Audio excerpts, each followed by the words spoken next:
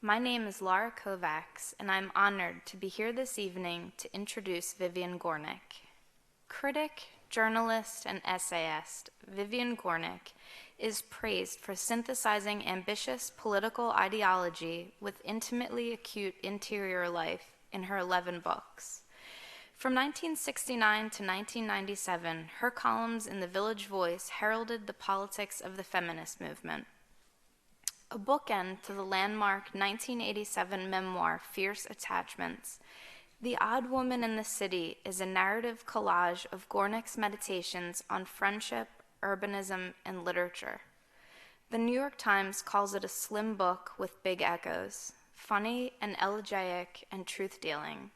Ladies and gentlemen, please join me in welcoming Vivian Gornick to the Free Library.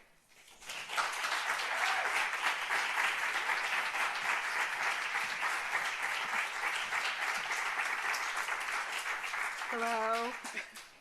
It's good to be here, and I'm glad for all of you who braved the weather to come out. This book that I've just written is a memoir. It's called The Odd Woman in the City, and it's actually a collage. It's made up of 3 strands of concern. One of them is friendship, a particular friendship, which will become quickly apparent, and friendship in general, as we experience it now, and even as it was experienced 100 years ago. So that's a theme of mine. The second one, most important, is New York City. It is essentially about my relationship to the city. And the third is my attempt to sort of account for myself as a late 20th century feminist. Okay, so I'm going to read. The book is composed, as I say, of a collage. It's many, many sections, short and long, and I hope that they all come together in a way that develops a narrative arc, which will not be necessarily apparent to you, because I'm going to read from all around the book just so that you get a sense of what the book is. You'll have to imagine that it all works together. Okay.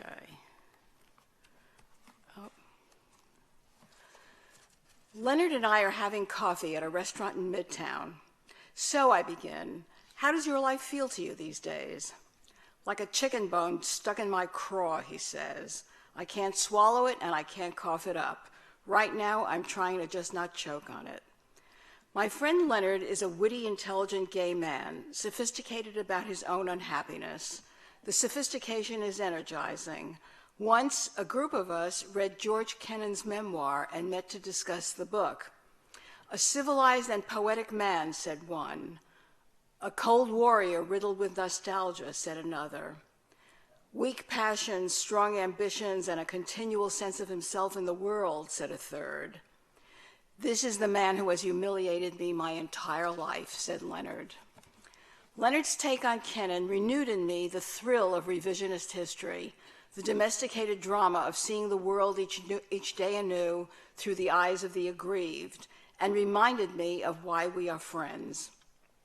We share the politics of damage, Leonard and I, an impassioned sense of having been born into preordained social inequity burns brightly in each of us.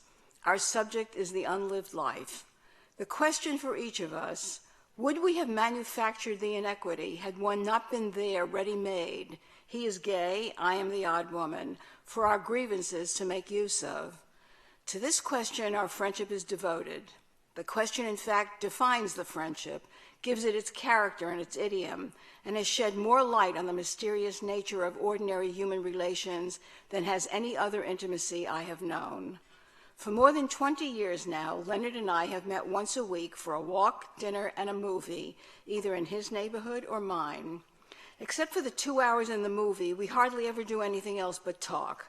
One of us is always saying, let's get tickets for a play, a concert, a reading, but neither of us ever seems able to arrange an evening in advance of the time we are to meet. The fact is, ours is the most satisfying conversation either of us has, and we can't bear to give it up, even for 1 week. It's the way we feel about ourselves when we are talking that draws us so strongly to each other. I once had my picture taken by 2 photographers on the same day. Each likeness was me, definitely me, But to my eyes, the face in one photograph looked broken and faceted, the one in the other of a piece. It's the same with me and Leonard. The self-image each of us projects to the other is the one we carry around in our heads, the one that makes us feel coherent.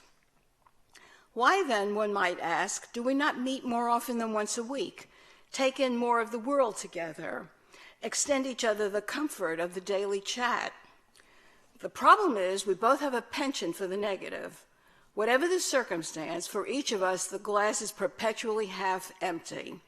Either he is registering loss, failure, defeat, or I am.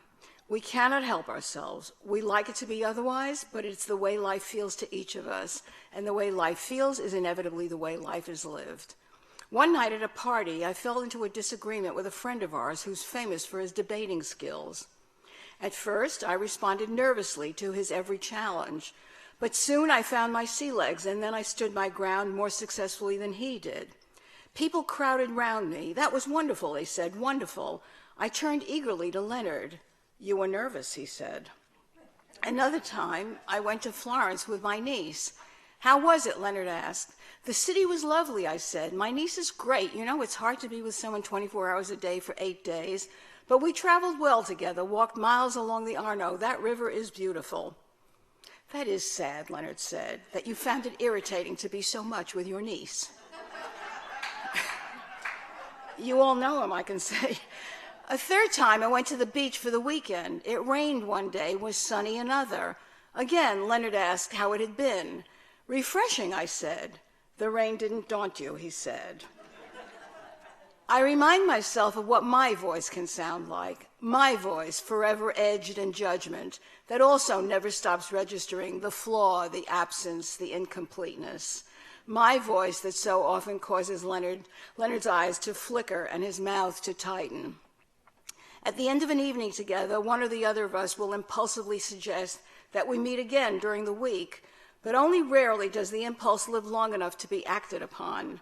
We mean it, of course, when we are saying goodbye, want nothing more than to renew the contact immediately.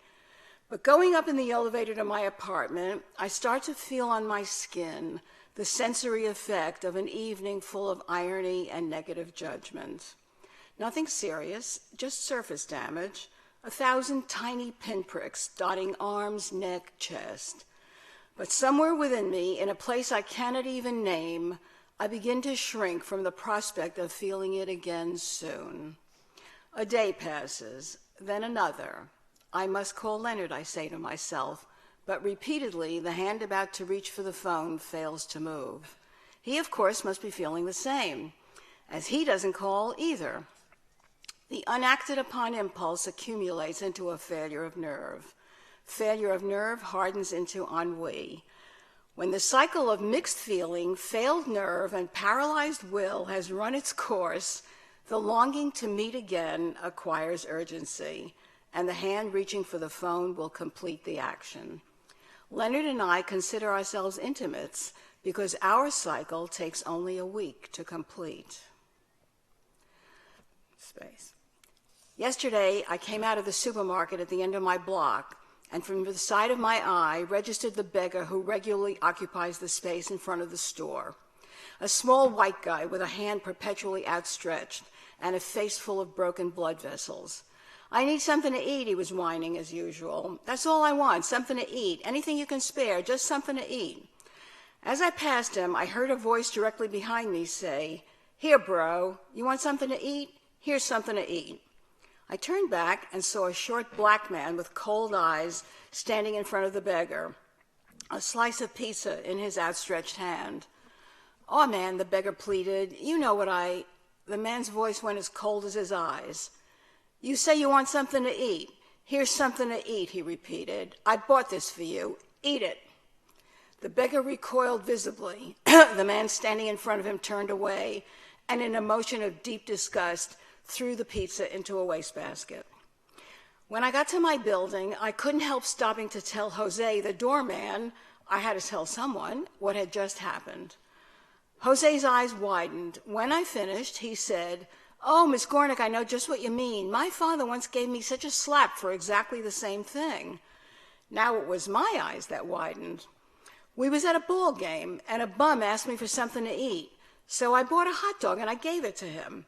My dad, he whacked me across the face. If you're going to do a thing, he said, do it right. You don't buy someone a hot dog without you also buying them a soda. I shouldn't laugh.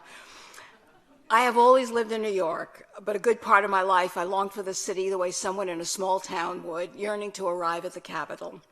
Growing up in the Bronx was like growing up in a village. From earliest adolescence, I knew there was a center of the world and that I was far from it. At the same time, I also knew it was only a subway ride away, downtown in Manhattan. Manhattan was Araby. At 14, I began taking that subway ride, walking the length and breadth of the island, late in winter, deep in summer. The only difference between me and someone like me from Kansas was that in Kansas, one makes the immigrant's lonely leap once and forever, whereas I made many small trips into the city, going home repeatedly for comfort and reassurance, dullness and delay, before attempting the main chance. Down Broadway, up Lexington, across 57th Street from river to river, through Greenwich Village, Chelsea, the Lower East Side, plunging down to Wall Street, climbing up to Columbia. I walked these streets for years, excited and expectant, going home each night to the Bronx where I waited for life to begin. The way I saw it, the West Side was one long rectangle of apartment houses filled with artists and intellectuals. This richness, mirrored on the East Side by money and social standing, made the city glamorous and painfully exciting. I could taste in my mouth world, sheer world. All I had to do was get old enough and New York would be mine. As children, my friends and I would roam the streets of the neighborhood, advancing out as we got older, section by section, until we were little girls trekking across the Bronx as though on a mission to the interior. We used the streets the way children growing up in the country use fields and rivers, mountains and caves to place ourselves on the map of our world. We walked by the hour. By the time we were 12, we knew instantly when the speech or appearance of anyone coming toward us was the slightest bit off. If a man approached and said, "How you doing, girls? You girls live around here?" We knew. If a woman wasn't walking purposefully toward the shopping street, we knew. We knew also that it excited us to know. When something odd happened, and it didn't take much for us to consider something odd, our sense of the norm was strict. We analyzed it for hours afterwards. A high school friend introduced me to the streets of Upper Manhattan. Here, so many languages and such striking peculiarities in appearance. Men in beards, women in black and silver. These were people I could see weren't working class, as we obviously were. But what class were they? And then there was the hawking in the street. In the Bronx, a lone fruit and vegetable man might call out, "Mrs., fresh tomatoes today." But here, people on the sidewalk were selling watches, radios, books, jewelry in loud, insistent voices. Not only that, but the men and women passing by got into it with them. "How long will that watch work? Till I get to the end of the block?" "I know the guy who wrote that book. It isn't worth $1. "Where'd you get that radio? The cops will be at my door in the morning, right?" So much stir and animation, people who were strangers talking at one another, making one another laugh, cry out, crinkle up with pleasure, flash with anger. It was the boldness of gesture and expression everywhere that so captivated us. The stylish flirtation, the savvy exchange, people sparking witty, exuberant responses in one another, in themselves.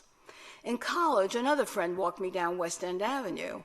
I'd never seen a street as wide and stately as this one, with doormen standing in front of apartment houses of imposing height that lined the avenue for 1.5 miles. My friend told me that in these great stone buildings lived musicians and writers, scientists and emigres, dancers and philosophers. Very soon, no trip downtown was complete without a walk on West End from 107th Street to 72nd. For me, the avenue became emblematic. To live here would mean I had arrived. I was a bit confused about whether I'd be the resident artist intellectual or be married to him. I couldn't actually see myself signing the lease. But no matter, one way or another, I'd be in the apartment. In summer, we went to the concerts at Lewiston Stadium, the great amphitheater on the City College campus. It was here that I heard Mozart and Beethoven and Brahms for the first time. These concerts came to an end in the mid-1960s, but in the late 50s, Sitting on those stone bleacher seats July after July, August after August, I just knew that the men and women all around me lived on West End Avenue. As the orchestra tuned up and the lights dimmed in the soft, starry night, I could feel the whole intelligent audience moving forward as one, yearning toward the music, toward themselves in the music, as though the concert were an open-air extension of the context of their lives. And I, just as intelligently, I hoped, leaned forward too. But I knew that I was only mimicking the movement. I'd not yet earned the right to love the music as they did. Within a few years, I began to see it was entirely possible that I never would. As I saw myself moving ever farther toward the social margin, nothing healed me of a sore and angry heart like a walk through the city. To see in the street the 50 different ways people struggle to remain human, the variety and inventiveness of survival technique, was to feel the pressure relieved, the overflow draining off. I felt in my nerve endings the common refusal to go under. That refusal became company. I was never less alone than alone in the crowded street. Here I found I could imagine myself. Here I thought, I am buying time. What a notion, buying time. It was one I shared with Leonard for many years. I grew up and moved downtown, but sure enough, nothing turned out as expected. I went to school, but the degree did not get me an office in Midtown. I married an artist, but we lived on the Lower East Side.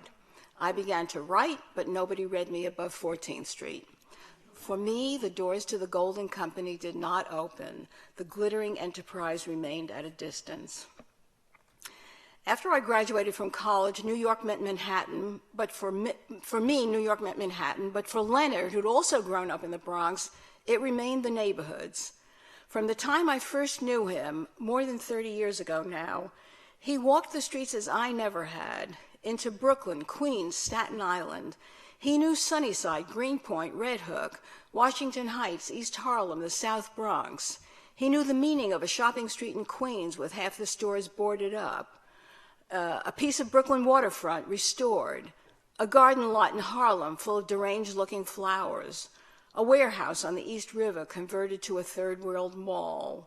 He knew which housing projects worked and which were a devastation. And it wasn't just the streets he knew. He knew the piers, the railroad yards, the subway lines. He had Central Park and Prospect Park by heart. He knew the footbridges on the East River, the ferries, the tunnels, the beltways. He knew Snug Harbor and City Island and Jamaica Bay. He often reminded me of the street urchin protagonists in post-war Italian movies, those handsome, ragged children of Rossellini's who imprint on Rome by knowing the city inside out. Leonard always looked like that to me when we took one of our long hikes through the boroughs, hungry as only a working-class kid can be for information, the kind of information that makes the ground beneath your feet yours. With him as my guide, the neighborhoods spread out for miles in all directions, often looking to my uninformed eye like wasteland, until I began to see them as Leonard did, an incomparable sea of ghettos, forever bleeding new life into a rectangle of glamour and prosperity. On these trips of ours, the character of time and space often changed as we walked. The concept of hours evaporated. The streets became one long ribbon of open road stretched out before us, with nothing to impede our progress. Time expanded to resemble time in one's childhood, when it seemed never to end, as opposed to time now, always scarce, always pressing, always a fleeting marker of one's emotional well-being. At a New Year's party, Jim comes rushing toward me. Sarah nods and turns away. A year ago, I was tight with one, 2 years ago with the other. Tonight, I realize I haven't seen him in 3 months, her in 6. A woman who lives 3 blocks from me appears, her eyes shimmering. I miss you, she breathes wistfully, as though we're lovers in wartime, separated by forces beyond our control. Yes, I nod and move on. We'll embrace happily, me and all these people, not a glance of grievance, not a syllable of reproach among us. And indeed, there is no call for grievance. Like pieces in a kaleidoscope that's been shaken, we've all simply shifted position in the pattern of intimate exchange. Many of us who not so long ago were seeing one another regularly will meet now more often by accident than by design. in a restaurant, on the bus, at a loft wedding. Ah, but here's someone I haven't seen in years. Suddenly, a flare of intensity, and we're meeting once a week for the next 6 months. I am often reminded of the tenement friendships in my childhood. Circumstantial, one and all, round, dark-eyed women filled with muted understanding for the needs of the moment. What difference did it make if the next-door neighbor was called Ida or Goldie when you needed someone to lend you $10 or recommend an abortionist or nod her head during an outburst of marital rage? It mattered only that there was a next-door neighbor. These attachments, as Sartre might have put it, were contingent rather than essential. As for us, never before in history has so much educated intelligence been expended on the idea of the irreplaceable, the essential self, and never before has aversion to the slightest amount of psychological discomfort allowed so many to be treated as the contingent other. Samuel Taylor Coleridge worshipped a definition of friendship that embodied an ideal that could be traced back to Aristotle. Living at a time when persons of sensibility yearned for communion of the spirit, Coleridge suffered from its frequent failure to materialize in friendship. But the pain did not threaten his faith, not even when he lost the friendship that defined all others. Coleridge and William Wordsworth met in 1795 when they were respectively 23 and 25 years old. Wordsworth, grave, thin-skinned, self-protective, was even then steadied by an inner conviction of his own coming greatness as a poet. Coleridge, on the other hand, brilliant, explosive, self-doubting to the point of instability, was already into opium. Anyone except them could see that they were bound to come a cropper. In 1795, however, a new world, a new poetry, a new way of being was forming itself. And at that moment, both Wordsworth and Coleridge, each feeling the newness at work in himself, saw proof of its existence reflected in the person of the other. The infatuation lasted a little more than a year and a half. At the end of that time, the chaos within Coleridge doubled its dominion. The pride in Wordsworth stiffened into near immobility. The person each had been for nearly 2 years, the one who had basked in the unbroken delight of the other, was no more. It wasn't exactly that they will return to the persons they had been before. It was only that never again would either of them feel his own best self in the presence of the other. One's own best self. For centuries, this was the key concept behind any essential definition of friendship.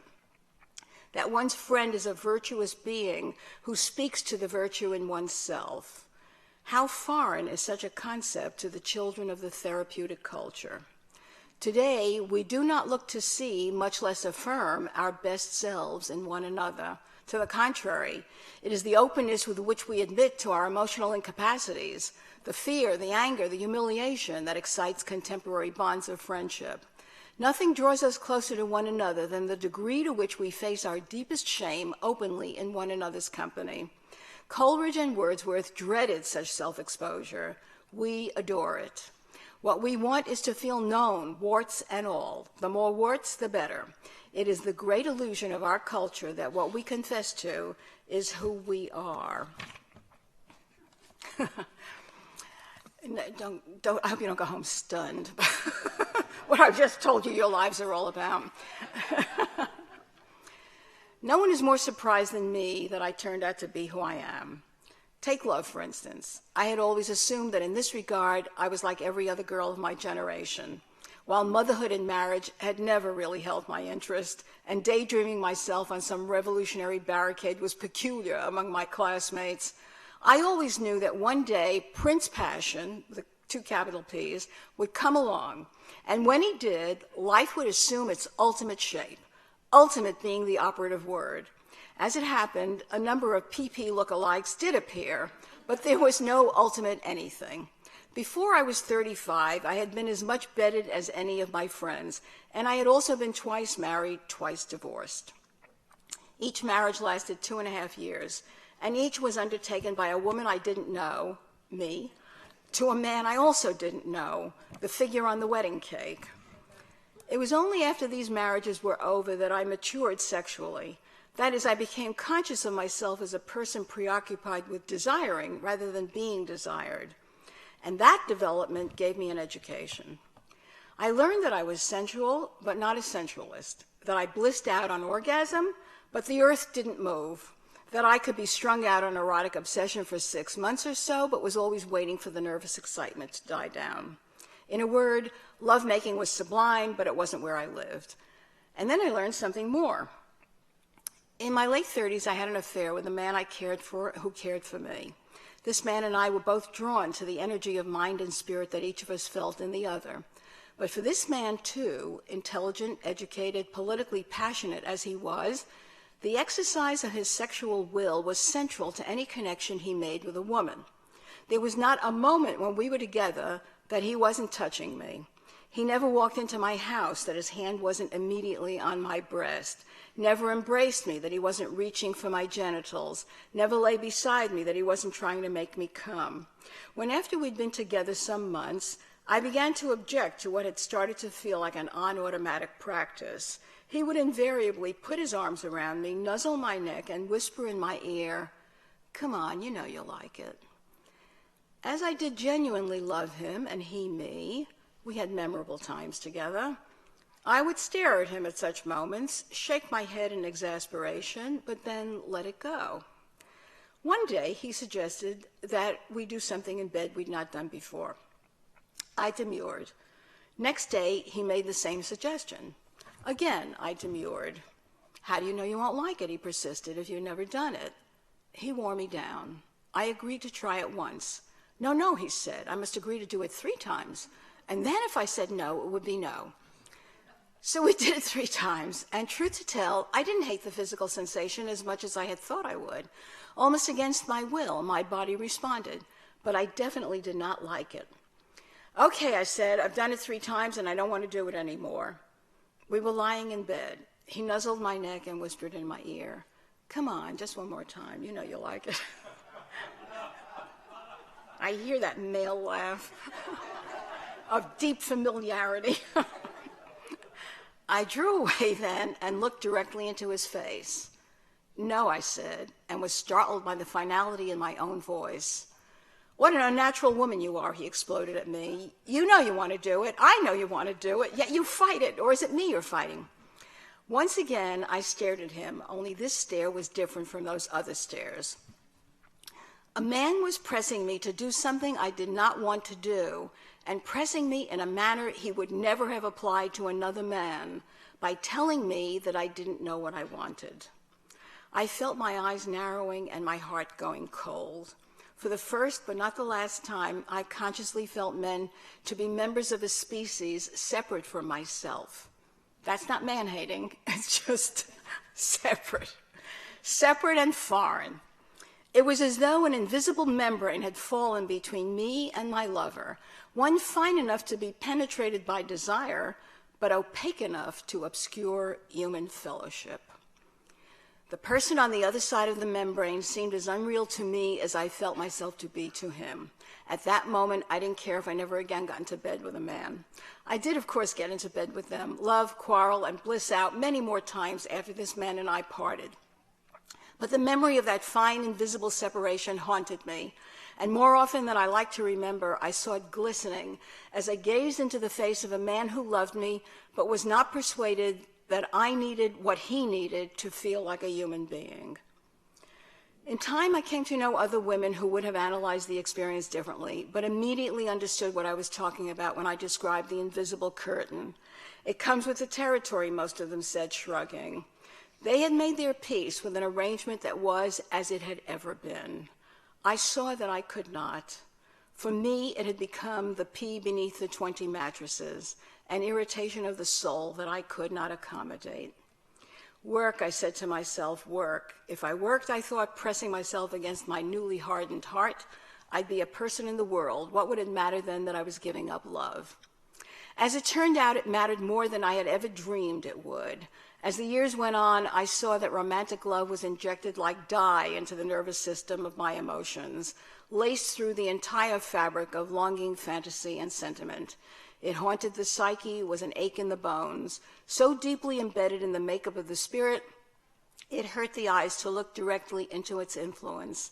It would be a cause of pain and conflict for the rest of my life. I prize my hardened heart. I have prized it all these years, but the loss of romantic love can still tear at it. A wooden barrier has been erected on my street around 2 squares of pavement whose concrete has been newly poured. Beside the barrier is a single wooden plank laid out for pedestrians, and beside that, a flimsy railing. On an icy morning in midwinter, I am about to grasp the railing and pull myself along the plank when, at the other end, a man appears attempting the same negotiation. This man is tall, painfully thin, and fearfully old. Instinctively, I lean in far enough to hold out my hand to him. Instinctively, he grasps it. Neither of us speaks a word until he is safely across the plank, standing beside me. "Thank you," he says. "Thank you very much." A thrill runs through me. "You're welcome," I say, in a tone that I hope is as plain as his. We each then go our separate ways, but I feel that thank you running through my veins all the rest of the day. It was his voice that had done it. That voice, strong, vibrant, self-possessed, it did not know it belonged to an old man. There was in it not a hint of that beseeching tone one hears so often in the voice of an old person when small courtesies are shown. "You're so kind, so kind, so very kind," when all you're doing is hailing a cab or helping to unload a shopping cart, as though the person is apologizing for the room he or she is taking up in the world. This man realized that I had not been inordinately helpful, and he need not be inordinately thankful. He was recalling for both of us the ordinary recognition that every person in trouble has a right to expect, and every witness an obligation to extend. I had held out my hand, he had taken it. For 30 seconds we had stood together, he not pleading, I not patronizing. The mask of old age slipped from his face, the mask of vigor dropped from mine. In the midst of American dysfunction, global brutality, and personal defensiveness, we had each of us simply come into full view, one of the other. A friend reads what I've been writing and says to me over coffee, "You're romanticizing the street. Don't you know that New York has lost 75% of its manufacturing base?" In my mind's eye, I stare into the faces of all the women and men with whom I interact daily. "Hey, you people," I address them silently. "Did you hear what my friend just said? The city is doomed. The middle class has deserted New York. The corporations are in Texas, Jersey, Taiwan. You're gone. You're out of here. It's all over. How come you're still on the street?" "New York isn't jobs," they reply. "It's temperament." Most people are in New York because they need evidence in large quantities of human expressiveness, and they need it not now and then, but every day. That is what they need. Those who go off to the manageable cities can do without. Those who come to New York cannot. Or perhaps I should say that it is I who cannot. It's the voices I can't do without. In most cities of the world, the populace is planted in centuries of cobblestoned alleys, ruined churches, architectural relics, none of which are ever dug up, only piled one on top of another.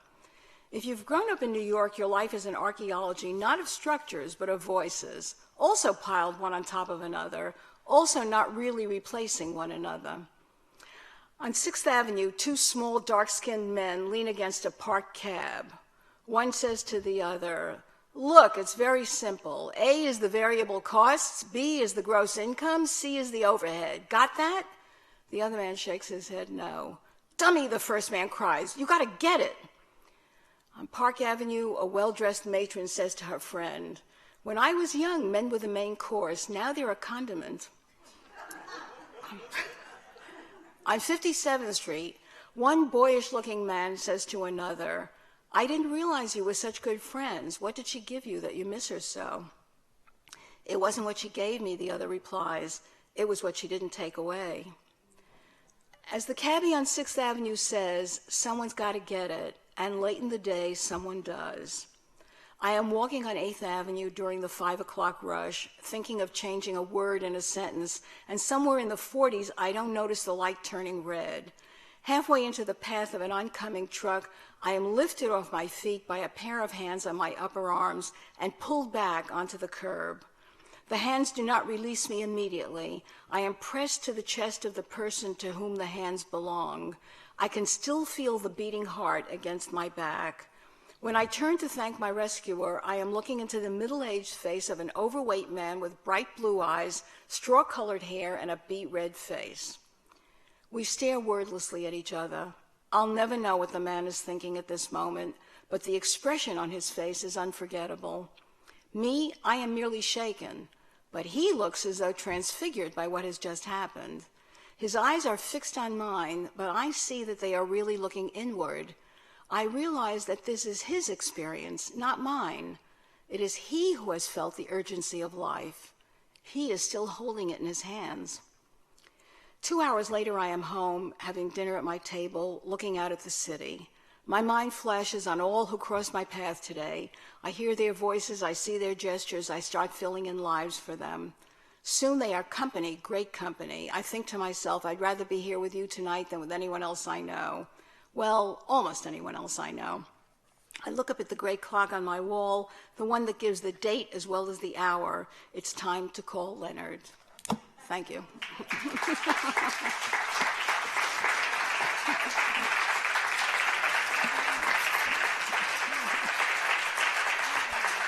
Thank you.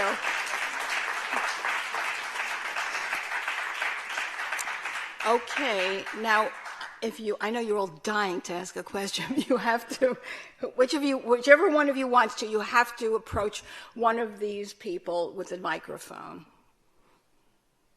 Or she'll bring it to you. Good. I was particularly interested in your reference to Araby. Araby. Araby. Yeah, Joyce is Araby. Right. I always think of Araby as disillusionment. Did you mean that, or did you mean... Well, no, ultimately Araby is disillusionment, but the promise... The promise, you've thought of it as the first promise. part, as... Yeah, first Okay. comes the promise, Yeah, which and then every kid is attracted to. Yes, then it's ashes. And I'm always left You're with the left disillusionment. with So the- it was no interesting. kidding. Yes. Oh, yes. that's interesting. So it's So you don't bother taking the trip.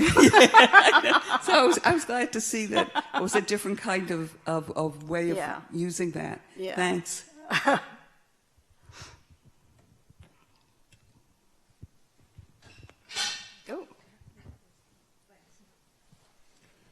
Does a current enthusiasm among writers and readers for memoir imply a mistrust of fiction, do you think? It's not a mistrust of fiction. It's that, well, it's a long story. It all has historical roots. Fiction. First of all, realistic fiction was taken over a long time ago by modernism, right? So for many, many years, we have had in fiction precisely that sense of the existential fractured sense of life, out of which comes a voice, a disembodied voice. So if you look at modern novels, certainly from the end of the Second World War, you are listening more to, rather than getting an old-fashioned narrative, you're getting a disembodied voice that is registering the various senses of mostly alienation. That has run its course, and nothing yet has really taken its place. So what has happened now, since the end of the Second World War, we've had years and years of testimony, first from the Holocaust, from the war itself, and then the liberationist movements from the 70s, women, blacks, gays, and they all started telling a story in nonfiction terms. They were all, now many of these testaments did not become memoirs, but many did. And many of those memoirs did not become literature, but a few did. So writing memoir is an it goes back to the classics, to the ancients, one form or another. But at our time, it seems that the hunger for narrative, which never dies, always somehow reoccurs. has now come back to us in the form of the memoir, which means that just as 50 years ago, when I was a girl, all you wanted to do was write a great novel, now people do think of writing a memoir. And just as 50 years ago, very few wrote a great novel, a lot of lousy novels, so now you have a lot of lousy memoirs, if that's what you're getting at. But somehow or other, that is the genre of the moment. That's my take on it. I speak as if I'm describing this in tablets of stone from Sinai, but that's just the New Yorker in me talking like that.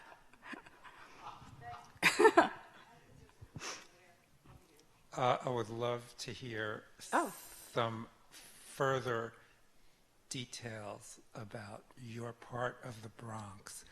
And I'm sure you're aware that it's not like Queens and it's not like Brooklyn. I mean, it's... What, the Bronx? Well, you know... No. Of course not. I mean, there are different parts of it that are as uniquely their own thing, but also being part of New York makes it especially sweet. And, I mean, you made it sound almost like you wanted to get out so bad that... Not almost. What do you mean? Well, are you kidding? Well, you all wanted to get out. When you crave to be back in New York, doesn't a part of you also crave to be back in the Bronx? No, that is romance. Deli and some of for God's sake. Well, first of all, they don't exist anymore. When I was a kid, the ethnics were Italian, Irish, and Jewish, right? And we made worlds out of that. We each had a different kind of neighborhood, but it was very much the same. Those ethnics have been replaced now by blacks, Latinas, Asians, I guess, too. I don't know, but I do know, a lot of blacks and Latinas are now occupy the streets that we occupied.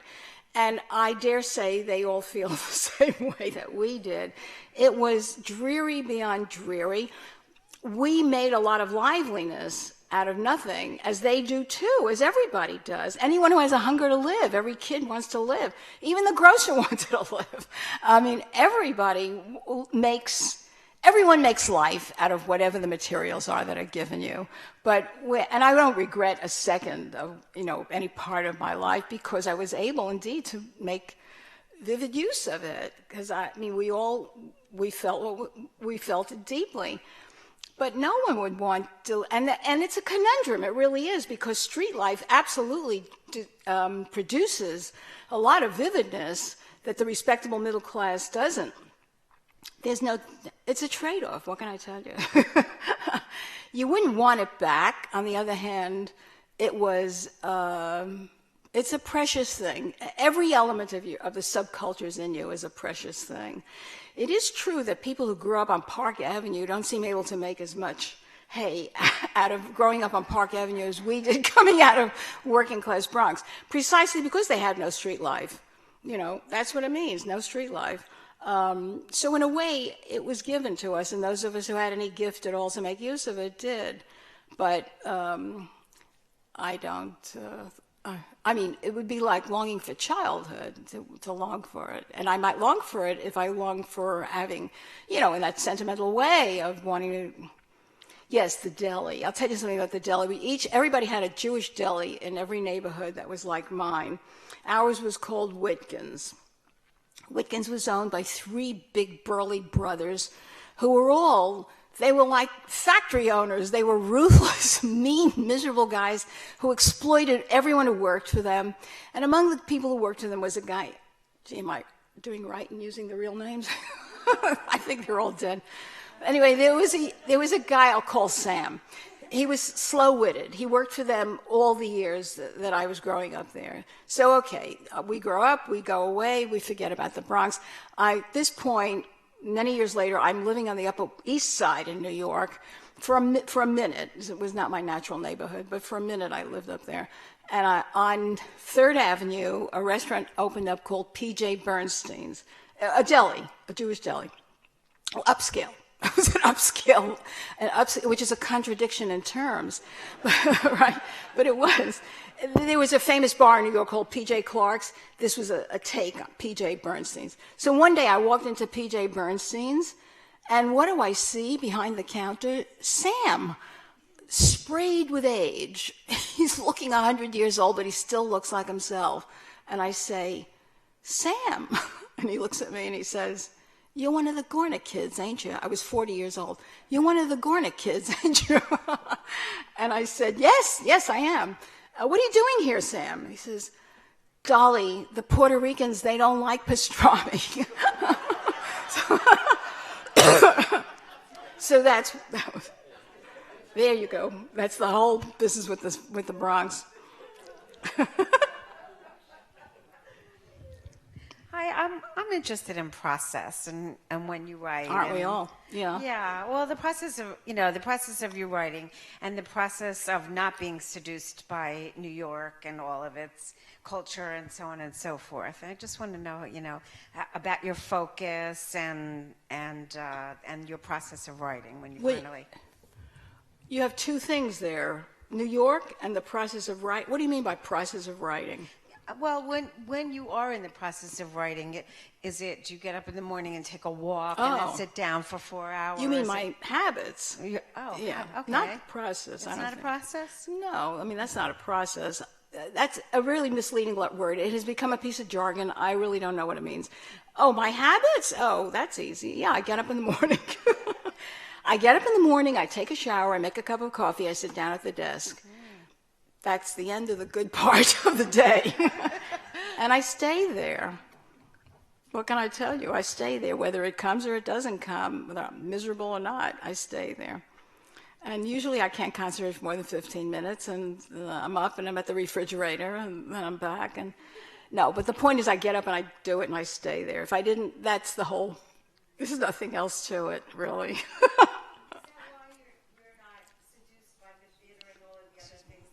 No. That's just my temperament. That's just me. Yeah, no, for me, New York is street culture.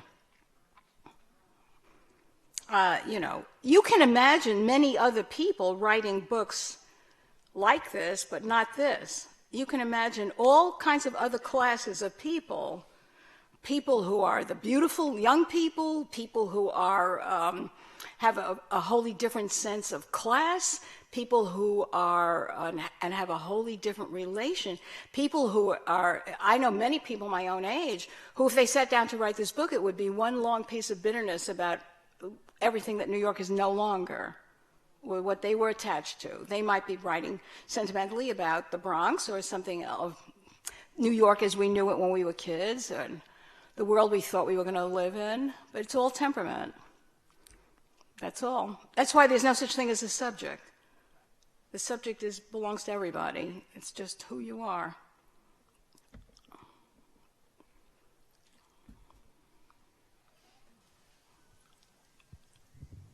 Good evening, ma'am. Thank you very much. I did enjoy your talk. Since you gave the intimate part of your... Slow down. Speak slow. Since you give the intimate part of your life away, thank you very much. It's very, very educating. Now, when it comes to men's sexuality, there is a say that there is an advice that wise men usually give to younger men. They usually say, once a knight is all right. Once a king is always a king. You know, they are trying to advise younger people not to have too much sex because it's not good for them. Now, my question to you. Yeah, what's the question? Yes. Now, my question to you: Have you ever thought with that gentleman who was having sex with you? Have you thought, oh my God, this guy is having orgasm over and over again? Did you have as many orgasms as he had? And did you think that was? Have you ever thought this is not fair? This is a completely inappropriate line of approach. It's a question of fairness, question, right? No. You misunderstand my usage of this reference to sex. I tried to think of other ways to make my point. But this was too irresistible because it was so simple and it's so common to all of us. The question of power play in bed was a question of the power play between men and women. It was not a question of orgasms or it's not about sex itself. The sex is being used in order to make a point about this struggle over power between people. Got it? Okay. Yes, my question may go to a question of, I'm going to use that overworked word process, but it really goes to, you started out saying your themes were friendship, New York City, Right. and to account for yourself as a feminist. Right. When you sat down or began to write this, did you have in mind those three themes? How did they come together? And again, what Is I'm that trying... what you mean? Well, I don't know. That's what you mean. But that's what I mean. I want to know how they came together, and then how did you structure it? I'm kind of getting, because I've recently read The Situation and the Story, and so I'm trying to, and I struggle with myself, how do you take these themes and then tie them together to come up with a memoir that you're satisfied with? And how did you do that? How did you start that process? Okay. The Situation of the Story, for those of you who are not familiar with that title, is a book I wrote, and it's about writing what we're talking about. It's about writing personal essays and memoir. And the title refers to the fact that I stumbled on this equation for myself, in which I said the situation is the circumstance, the plot, the context within which something takes place. So that, for instance, if I say to you, I wrote a book about growing up in the Bronx. Growing up in the Bronx is the situation. The story is whatever emotional wisdom I am really wanting to pull out of that. That is what a story is. That's what a book is. That's what a novel is. There's no novel that is about growing up in the Bronx. It is about hunger for the world. It is about incapacity of another sort. It is about whatever you want the reader to feel pierced by, whatever it is you want the reader to come away with, whatever, you got the idea. I don't have to go on with this. So, all right. So when I started this, I'll tell you as much as I know about it. For many years, I wanted to write a book about my friendship with Leonard. And for many years I took notes. A lot of what I write in this book is pulled out of a bag full of notes that I've been taking for 25 years. I always came home and wrote down everything we said to each other for years. And I had all this great dialogue and all this great stuff. And I thought that was a story. And I started to write it, and it wasn't a story. It remained a situation. I didn't know what it was about. I didn't know what to do with it. I didn't know how to make it bigger than itself.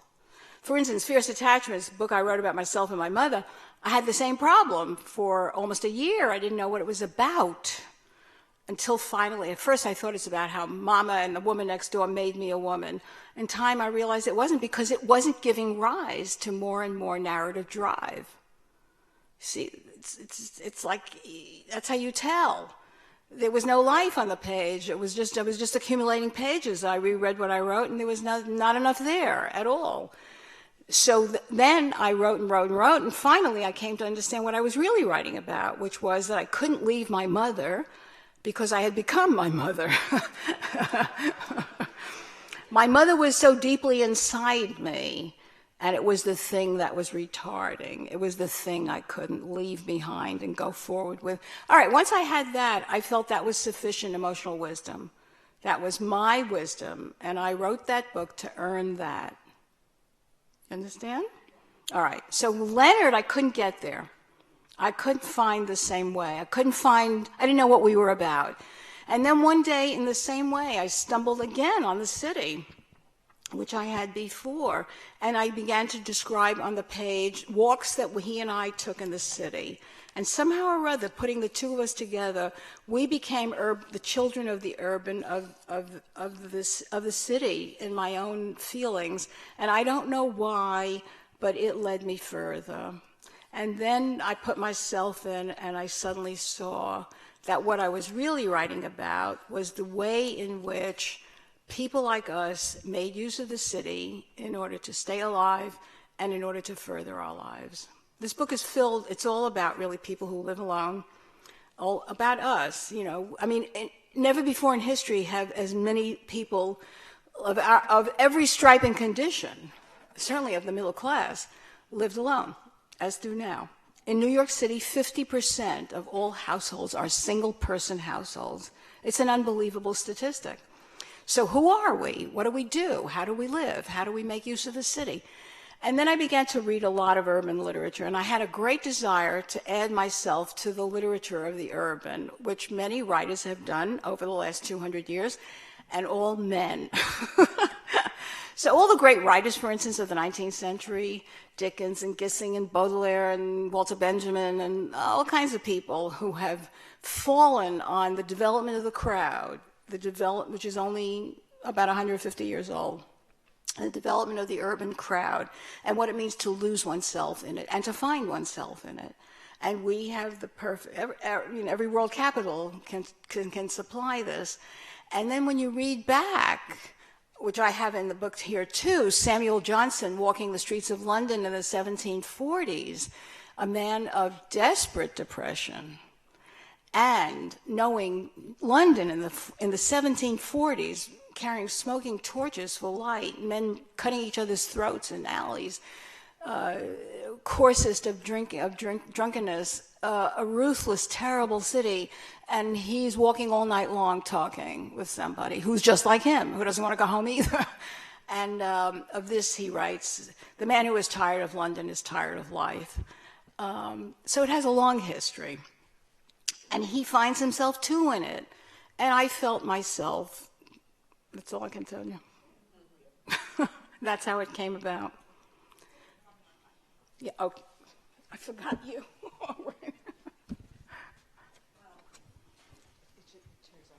Oh, okay.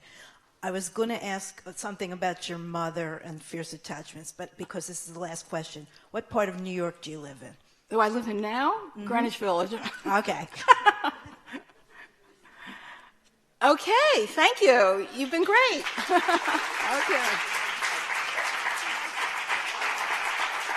Thanks.